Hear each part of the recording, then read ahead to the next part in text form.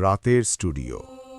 এটা সেই সময় যখন শব্দটাও ভয় পায় আর নীরবতাও কেমন যেন নিঃশ্বাস ফেলতে থাকে। হালকা বাতাসের শব্দ, দূরে একটা মাইক হালকা করে কর্কশ শব্দে কেঁপে উঠছে। ঢাকার বাইরে একটা পুরনো রেডিও স্টেশন, নাম FM 13.7।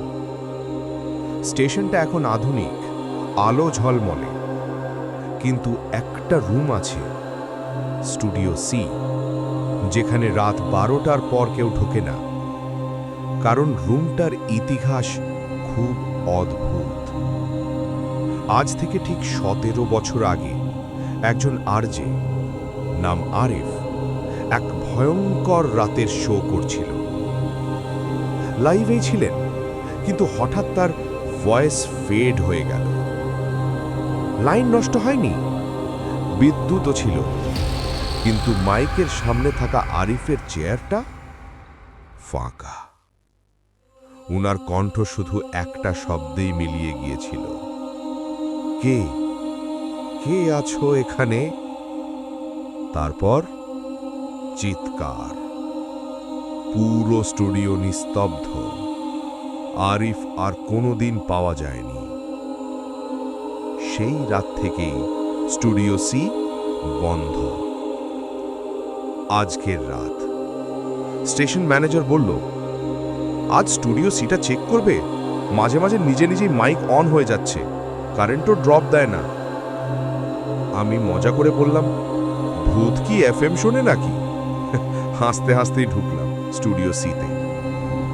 ভেতরে ঢুকতেই প্রথমে একটা জিনিস খেয়াল করলাম, রুমটা অস্বাভাবিক ঠান্ডা।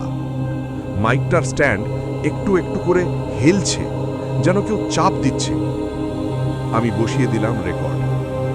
মাইকের সামনে শুধু বললাম, হ্যালো, কেউ থাকলে একটা সিগন্যাল দাও।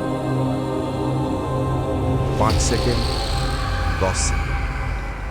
হঠাৎ মাইকের সামনে যেন অদৃশ্য কেউ নিঃশ্বাস ফেলল।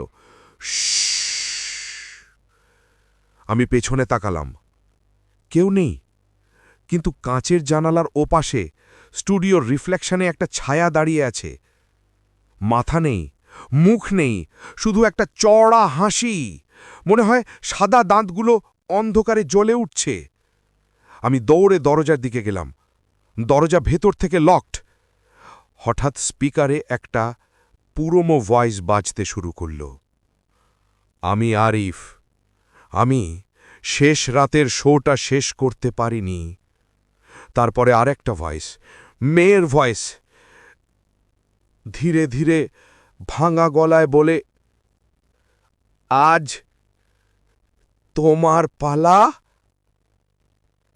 মাইকের বাতিটা সাদা থেকে লাল হয়ে গেল। পুরো রুম কেঁপে উঠল। ঠান্ডা বাতাস আমার গলা ছুঁয়ে গেল। তারপর হঠাৎ রেকর্ডিং বন্ধ। আমাকে পরে পাওয়া গিয়েছিল সোজা স্টুডিওর বাইরের ফ্লোরে অজ্ঞান অবস্থায়। আমি একটা কথাই বলছিলাম, স্টুডিও সিতে আরিফের শো আজও শেষ হয়নি।